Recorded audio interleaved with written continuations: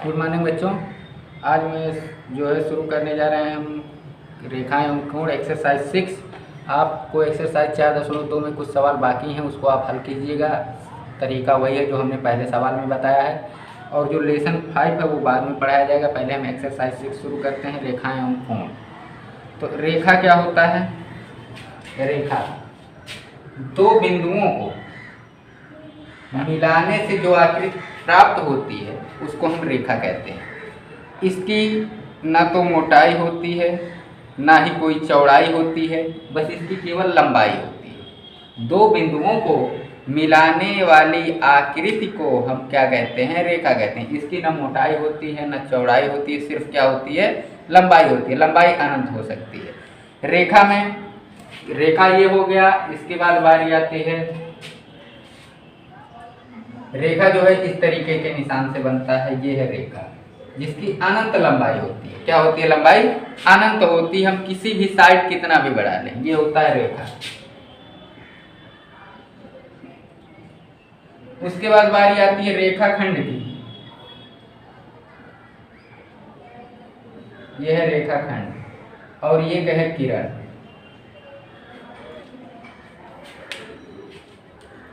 तो रेखाखंड किसे कहते हैं? कि रेखा का वह भाग जिसमें दो अंत बिंदु मतलब दो बिंदु जो हों वो अंत बिंदु हों, उसके आगे हम ना इधर बढ़ा सके ना इधर बढ़ा सके, उसको हम रेखाखंड कहते हैं। रेखा का वह भाग जिसके दो अंत बिंदु होते हैं उसे हम रेखाखंड कहते हैं। रेखा और किरण किसे कहते हैं? किरण कहते हैं कि सरल रेखा का वह भाग जिसका एक अंत बिंदु हो, एक ही बिंदु अंत हो, यानी इस साइड हम नहीं बढ़ा सकते, इस साइड जितना मन करे उतना हम बढ़ा सकते, उसको हम क्या कहते हैं? किरण। अब बारी आ गई कोण की। कोण क्या है? कोण यदि एक किरण यानी क्या होना चाहिए? किरण। ये हो गया किरण। अपने अंत बिंदु को स्थिर रखकर, यानी इस बिंदु को स्थिर रखे, यानी ये यहीं रहे, घूर्णन करती है या घूमती है। मान लिया ये घूम कर ऐसे घूमते घूमते यहाँ आ गई, ये बिंदु तो यहीं स्थिर रहेगा, यानी ये ऐसे था घूम के यहाँ आ गया। स्थिर रखकर घूमती है तो अपनी स्थिति में वह कुछ परिवर्तन कर देती। यहाँ थी यहाँ पहुंच गई, परिवर्तन हो गया। तो इस परिक्रमण की माप को, यानी जो घूमते हुए जो परिक्रमण किया, परिक्रमण यानी कि घूमना, घूम कर जो स्थिति में परिवर्तन किया, तो इस जो पहले था और जहां पहुंची उन दोनों के बीच के माप को हम क्या कहते हैं? कोण कहते हैं। पुनः एक बार, यदि एक किरण अपने अंत बिंदु को स्थिर रखकर परिक्रमण करती है, किसी एक दिशा में परिक्रमण करती है या घूमती है, तो वह अपनी स्थिति में परिवर्तन कर लेती है, यानी यहां से यहां पहुंच गई। ठीक, इस परिक्रमण के माप को क्या हम कहते हैं? उसको क्या कहेंगे? कोण कहेंगे। पहले को मिलाइए, ये था, यहां से यहां गया, तो इन दोनों के बीच जो बना ये स्थिर, ये बिंदु स्थिर है, अंत बिंदु को स्थिर रखकर, तो ये बन गया क्या है? ये है कोण। ठीक है। कोण कई प्रकार के होते हैं, आपकी किताबों में दिया गया है, उसको आप ध्यान से पढ़ लीजिएगा। कोण में है, कोणों के प्रकार है, समकोण, न्यून कोण, अधिक कोण, सरल कोण, प्रतिवर्ती कोण, बहुत से कोण है, पूरक कोण, संपूरक कोण, तो इसको आप ध्यान से पढ़ लीजिएगा। अब है, हम शुरू कर रहे हैं, इसमें है परमेय। क्या है? परमेय।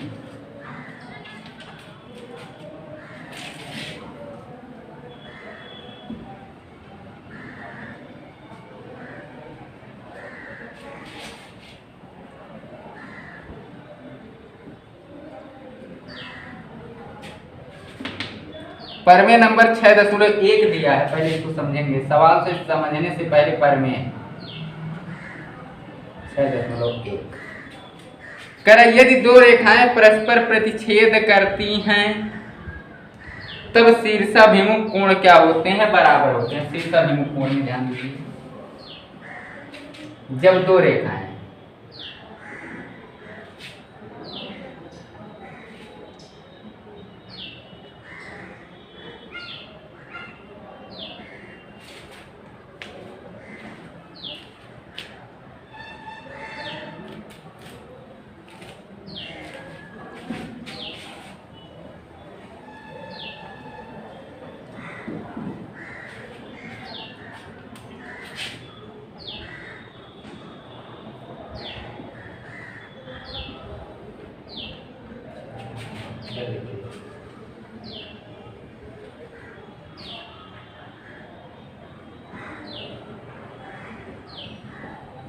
ये दो रेखाएं, एक रेखा ये, एक रेखा ये। जब दो रेखाएं परस्पर परिच्छेद करती हैं, मतलब एक दूसरे को काटती हैं, यहाँ पे काट रहा है, परिच्छेदी बिंदु है ये, तो शीर्षाभिमुख कोण बराबर होते हैं। अब क्या है शीर्षाभिमुख कोण, ध्यान देना है। जब दो सरल रेखाएं एक दूसरे को प्रतिच्छेद करती हैं तो चार कोण बनते हैं। कितने कोण?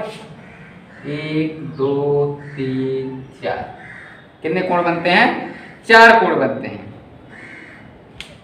अब एक दूसरे के ये जो 4 कोण है, एक दूसरे के विपरीत कोण, अगर हम इससे पूछ ले इसके विपरीत कौन कोण है तो आप कहेंगे ये है, या इसके विपरीत कह दे कौन कोण है तो आप कहेंगे ये है, इसके विपरीत ये है, इसके विपरीत ये। 4 कोण बने तो एक दूसरे के विपरीत कोण शीर्षाभिमुख कोण कहलाते हैं। एक दूसरे के विपरीत, इसके विपरीत ये दोनों शीर्षाभिमुख, ये दोनों शीर्षाभिमुख।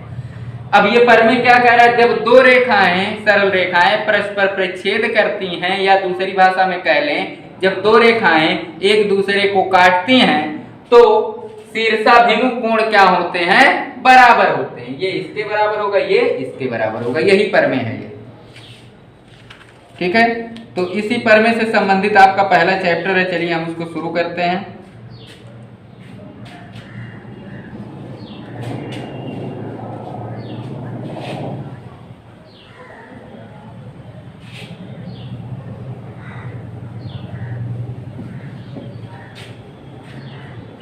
इसमें है पहला सवाल, आप ध्यान दीजिएगा।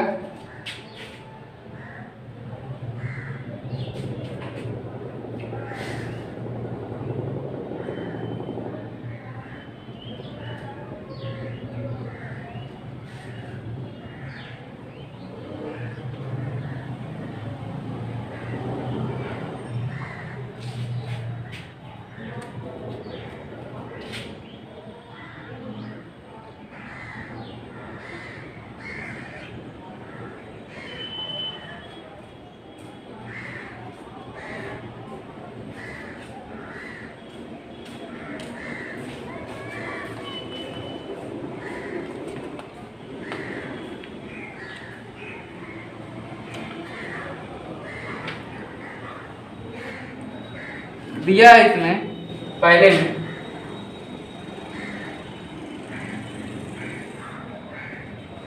इसमें जो दिया है वो लिख लीजिए पहले। दिया कोण COA, कोण COA बराबर 78 अंश, ये दिया है। और दिया कोण BOA, कोण BOA बराबर है 28 अंश। ये चीज दिया है। ज्ञात क्या करना है आपको?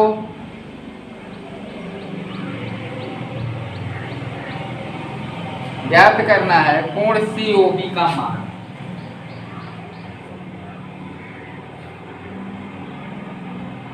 इसका हल ध्यान दीजिए। ये जो लिखा COA, या इसको हम ऐसे भी कह सकते हैं AOC, ऐसे भी कहा जा सकता है, चाहे COA कहिए चाहे AOC कहिए। ये लिखा BOA कहिए चाहे AOB कहिए। ध्यान से देखिए इसको। यहाँ पे आपको ध्यान देने वाली बात ये है कि COA माने COA का मतलब ये रेखा, जब ये दोनों रेखाएं होंगी तो इनसे ये पूरा कोण बनेगा, बनेगा ना।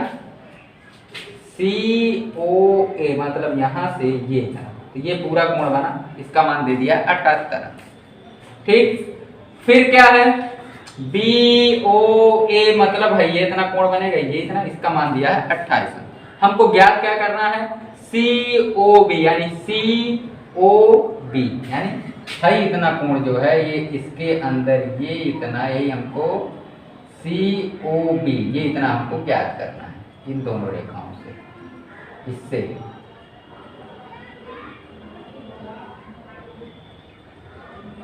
इससे जरा ध्यान दीजिएगा, ये कोण हमको ज्ञात करना है।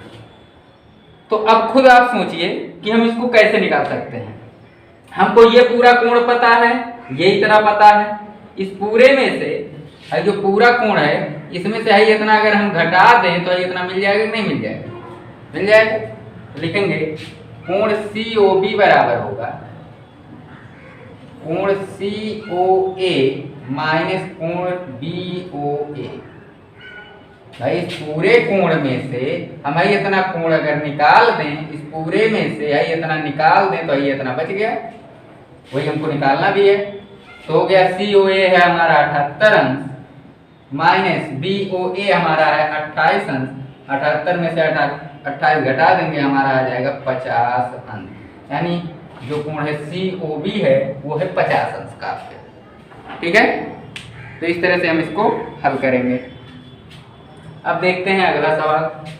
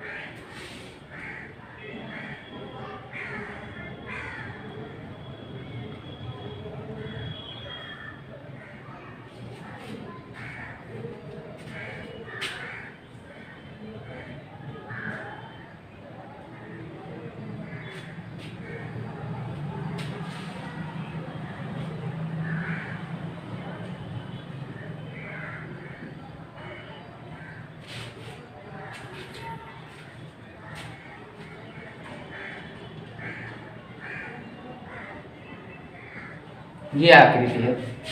कह सम्मुख चित्र में कोण AOC तथा BOC एक रैखिक कोण है। रैखिक कोण क्या बनते हैं? एक ही रेखा पर कोण बने हों, एक ही दिशा में बने हों, वो कहलाते हैं रैखिक कोण। तो उसकी परिभाषा भी हम दिखा दे रहे हैं आपको, किस पेज पर आप पढ़ लीजिएगा।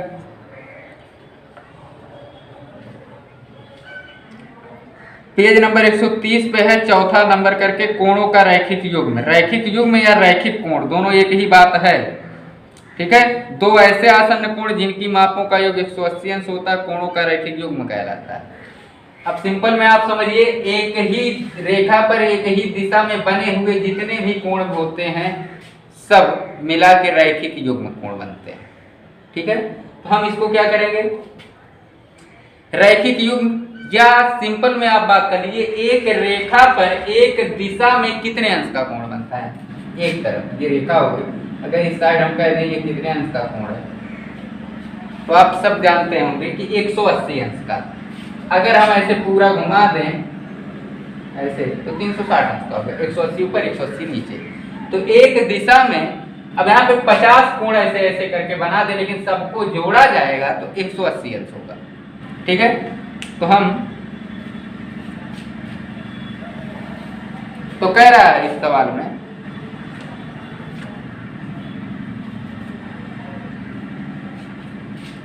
कि x अंश का मान ज्ञात, यानी इस x का मान कितना होगा। ये 2x अंश है, ये 4x अंश है। तो हम लिखेंगे, सवाल नंबर है दूसरा, इसमें ये दिया है कुछ नहीं, लिखेंगे चूंकि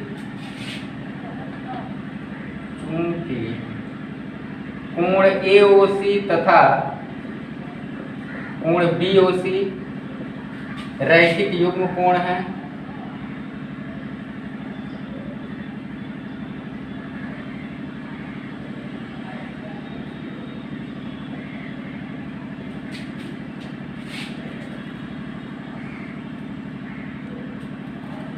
कोण है। तो अब इनका योगफल, इन दोनों को जोड़ो, कोण AOC धन कोण BOC बराबर होगा 180 अंश।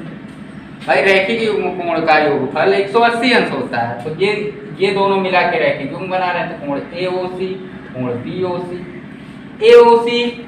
AOC का मतलब इसका मान है 2x, यहाँ लिख लीजिए 2x प्लस OC यानी ये कोण, इसका मान है 4x बराबर हो गया 180 अंश।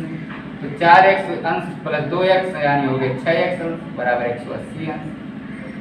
x अंश बराबर 180, ये तो सबको पता है, पक्षांतर होगा, समीकरण है, 6 गुणे में है, इधर आएगा भाग में, 6 से भाग होगा कितना 30 अंश।